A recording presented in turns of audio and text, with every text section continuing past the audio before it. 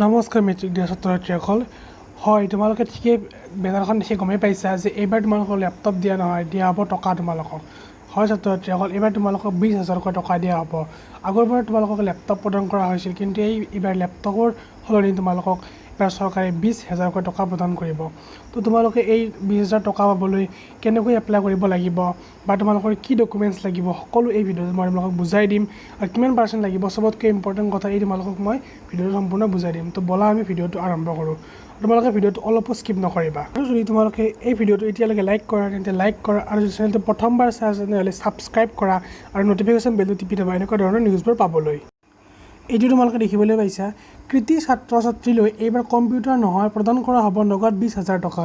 এইটো আমাৰ অসমীয়া নিউজ চেনেলতে প্ৰকাশ পাইছে, আৰু আমাৰ হেমন্ত বিশ্ব শৰ্মা ডাঙৰীয়াই আজি সন্ধিয়া সংবাদমেলত এইটো প্ৰকাশ কৰিছে যে সকলো ছাত্ৰ ছাত্ৰীকে এইবাৰ 20,000কৈ টকা দিয়া হ'ব।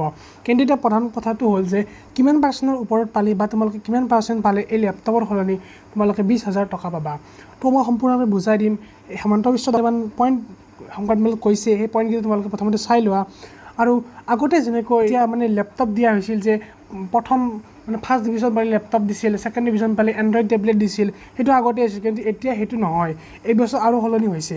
এতিয়া তোমালোকে কি পইণ্ট দিছে সেই পইণ্টকেইটা চাই লোৱা। দেখিছা যে হাইস্কুল শিক্ষান্ত পৰীক্ষাত সুকীৰ্তিৰে উত্তীৰ্ণ হোৱা ছাত্ৰ ছাত্ৰীক এইবাৰ দিয়া নহয় কম্পিউটাৰ অথবা লেপটপ। তো এইবাৰ তোমালোকে লেপটপ বা কম্পিউটাৰ নোপোৱা। নেক্সট পইণ্টটো হৈছে কম্পিউটাৰৰ সলনি ছাত্ৰ ছাত্ৰীক চৰকাৰে দিব নগদ ধন 20,000 টকা। তোমালোকক 20,000 টকাকৈ প্ৰদান কৰা হ'ব চৰকাৰৰ পৰা। আৰু সুখবৰ যে তোমালোকক 30 আগষ্টৰ ভিতৰতে বেংক একাউণ্ট যোগে শিক্ষাৰ্থীয়ে পাব 20,000 টকা।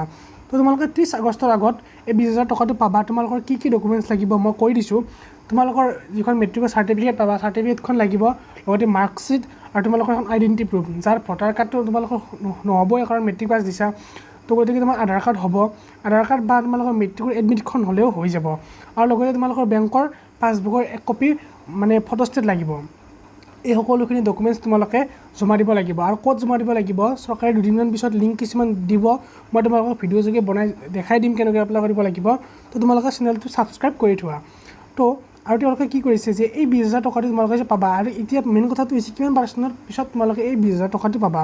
চ' ছাত্ৰ ছাত্ৰীসকল, আগতে যেনেকৈ 75% ওপৰত পালে তোমালোকক লেপটপ দিয়া হৈছিল, বুজিবলৈ পাৰিছা যে আগৰ কথা কোৱা নাই, এতিয়া ৰিচেণ্টলি 2-3 বছৰৰ পৰা যেনেকৈ ষ্টাৰ পোৱা ছাত্ৰ ছাত্ৰীসকলক লেপটপ বা কম্পিউটাৰ প্ৰদান কৰা হৈছে, ঠিক সেই ছেইম প্ৰচেছত এইবাৰো তোমালোকক 75%ৰ ওপৰত যিবিলাক ছাত্ৰ ছাত্ৰীয়ে পাব সেই সকলোবোৰত এইবাৰ লেপটপৰ সলনি 20,000 টকা দিয়া হ'ব। আৰু এই সিদ্ধান্তটো চৰকাৰে যিহেতু দেশত লকডাউন চলি আছে কৰোণা ভাইৰাছৰ বাবে, সেইকাৰণে এই সিদ্ধান্ত লৈছে। আৰু নেক্সট পৰৱৰ্তী বছৰত অৰ্থাৎ 2021 বৰ্ষত কি কৰিব সেয়া ছাত্ৰ ছাত্ৰীৰ মতামতৰ ওপৰত নিৰ্ভৰ কৰিব। হয়তো তোমালোকে নিজৰ ইচ্ছামতে লেপটপ ল'ব পাৰিবা, নতুবা পইচাও ল'ব পাৰিবা। সেইটো অহা বছৰ তোমালোকে কৰি ল'ব পাৰিবা, যিবিলাকে অহা বছৰ মেট্ৰিক দিবা। শিক্ষামন্ত্ৰী হিমন্ত বিশ্ব শৰ্মাই সংবাদমেলযোগে এই কথাটো ঘোষণা কৰিছে। এই কথাটো আজি সন্ধিয়া ঘোষণা কৰিছে, তোমালোকে হয়তো টিভিত চাইছে। তাৰপিছতো মোৰ দায়িত্ব বুলি ভাবোঁ তোমালোকক জনাই দিয়াটো। তো মই ভিডিঅ'টো বনালোঁ। তোমালোকে ভিডিঅ'টো সকলোলৈ শ্বেয়াৰ কৰি দিয়া, হোৱাটছআপ, ফেচবুক য'তেই পাৰা তাতে শ্বেয়াৰ কৰি দিয়া, আৰু ভিডিঅ'টো এতিয়াই লাইক কৰি দিয়া। আৰু ছাত্ৰ ছাত্ৰীসকল, সমগ্ৰ দেশতে যিহেতু কৰোণা ভাইৰাছৰ উৎপাত বৰ্তমান কমা নাই, যিহেতু মানুহ একগোট হোৱাটো বন্ধ হৈ আছে, সেইবাবে চৰকাৰে এই পদক্ষেপটো গ্ৰহণ কৰিছে।